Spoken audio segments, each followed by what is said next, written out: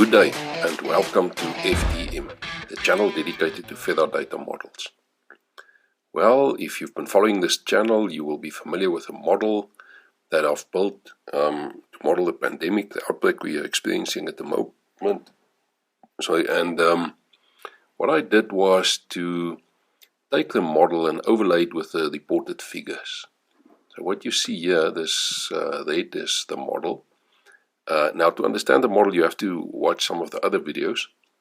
But I took that model and I overlaid it here with the official figures. Those are the reported new infections. And as I mentioned in one of the other videos, I calibrated these two to one another. So about a couple of days ago, more or less here, I calibrated these to the same value. And now I'm just letting it play out. And I want to see if the reported figures will stabilize, and I hope they can be better than this model, this red line. The reason I think it can be better is because the red line has got no intervention.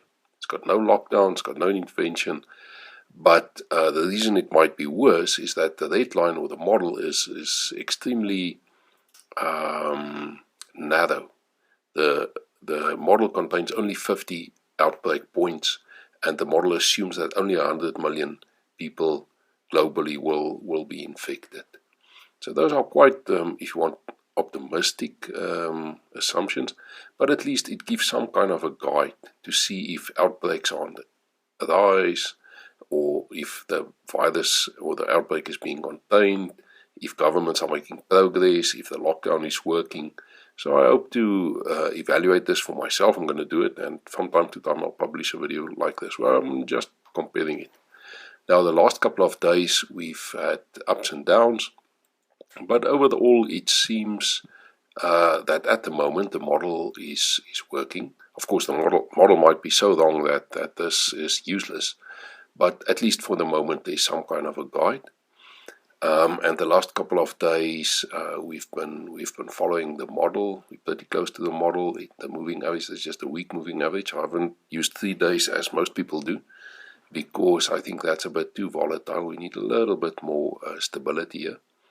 And that has turned and stayed neatly below the model. So there seems to be hope. Let's hope this continues and actually improves. Of course, to me this is a very bad outcome. If this thing only stabilizes and starts improving towards the end of the year, we've got big trouble.